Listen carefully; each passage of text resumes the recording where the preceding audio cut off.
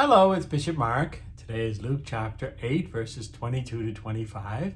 And Jesus does something really amazing in this story we're about to tell.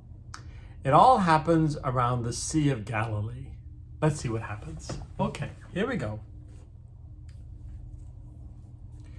One day he got into a boat with his disciples and said to them, "Let us cross to the other side of the lake." So they set sail.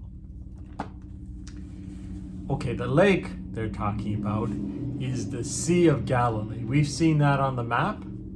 We know that that dominates that area. We know that Capernaum is on the lake. And the boat they got on was big enough for all 13 of them, 12 apostles and Jesus. And Jesus wants to go to the other side of the lake. And so they get into a boat. Now, how big is the lake to get to the other side? Well, the Sea of Galilee is big, but not huge. I have actually been to the Sea of Galilee and been on a boat in that lake. When you get into the lake, you can see all sides of the lake. So it's big, but it's not too big. It's an average size lake, which they sometimes call the sea. So if you get in the boat, way off in the distance, you can see all the shores around you. Does that make sense? Okay. So Jesus wants to get to the other side. So they get in, they set sail. What happens? Here we go.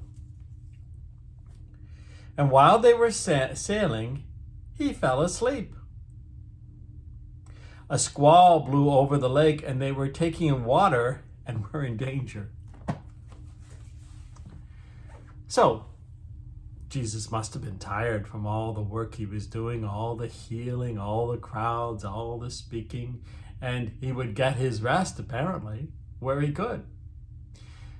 So there's lots of good fishermen and sea people who can steer the boat across to the other side. We have Peter, we have John, we have James, we have Andrew. All of them are fishing people and they can steer the boat and get the boat to the other side. I bet they all could.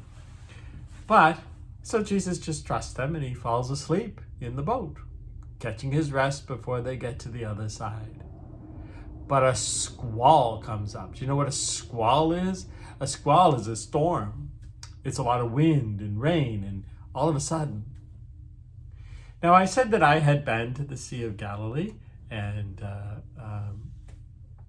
I remember being on a boat in the middle of the sea, and they told us, just like in the Bible, you never know when the wind's going to come.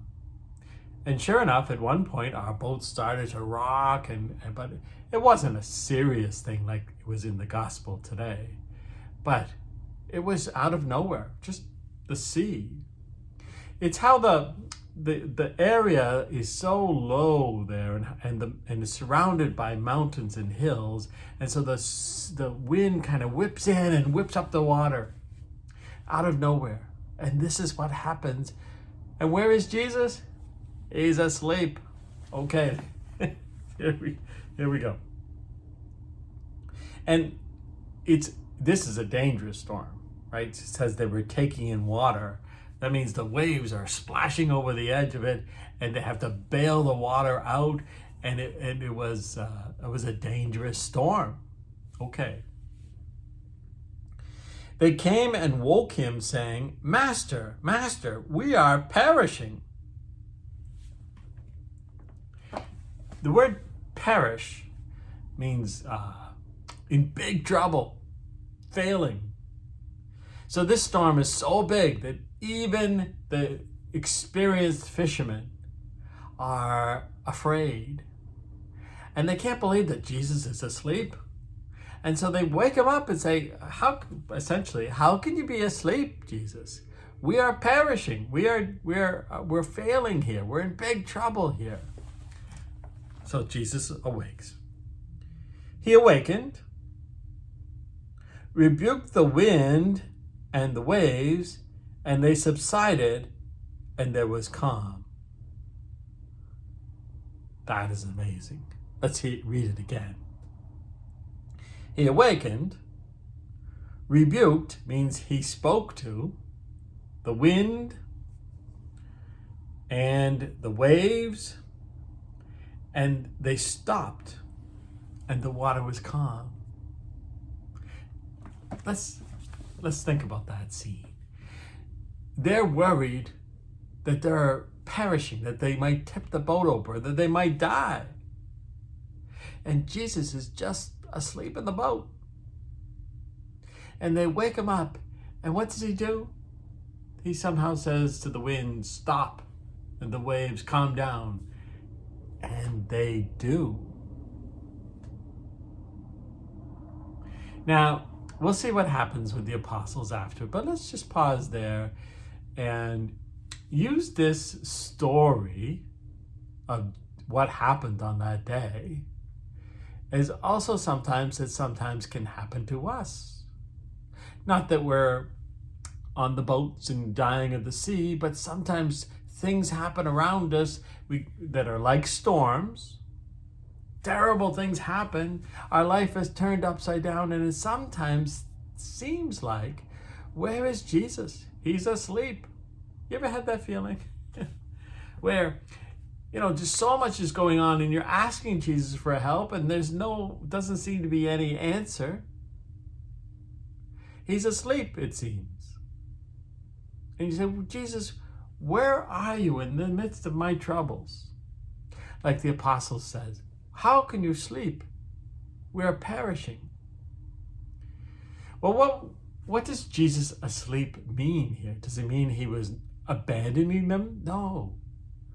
It means he's trusting them. They're fishermen. They know what they're doing. They'll figure it out. Sometimes when Jesus, this is like a little homily I'm giving. Sometimes when things seem to be all of a storm, Jesus is right there with us, just knowing we'll work it out. Okay, let's continue with the story though. Then he asked them, where is your faith? Where is your faith? They know they have Jesus in the boat, and yet they think they're dying. They think they're in trouble. And see how the story can mean two things. It can mean just that time, but it also can mean about the storms in our life, the bad things that happen in our life, the things we can't control, where we think God is not there. And I just said that God is trusting us. And now in this story, Jesus says to you and to me in the midst of those storms, where's your faith? Trust me. I'm there. Where is your faith? He says to them, not confuse them. Faith. We need this storm to stop. What's it got to do with our faith? Well, the story is about trusting Jesus, who has total control, even of the waves of the sea and the wind. Okay, we'll continue to read. But they were filled with awe and amazed and said to one another, who then is this who commands even the winds and the sea, and they obey him? Now we know that Jesus is the Son of God. We know that Jesus is the second person of the Holy Trinity. We know that Jesus is God, and we know that Jesus came back from the dead and was at the beginning of time. In the beginning was the Word, and that it doesn't surprise us that God can calm the waves. But they didn't know that. What did they think? They think he was a prophet or a great and holy man, and they were amazed at his healing. But here was just something new. He not only can help humans to heal, he has control over the wind and the waves and can say, calm down, and even the winds and the waves obey. They're starting to know him as Lord, as the Son of God, as the Messiah, as God, the second person of the Trinity. And they're just finding out more and more who Jesus is. Okay, we'll see you next time where he does something else amazing. Peace.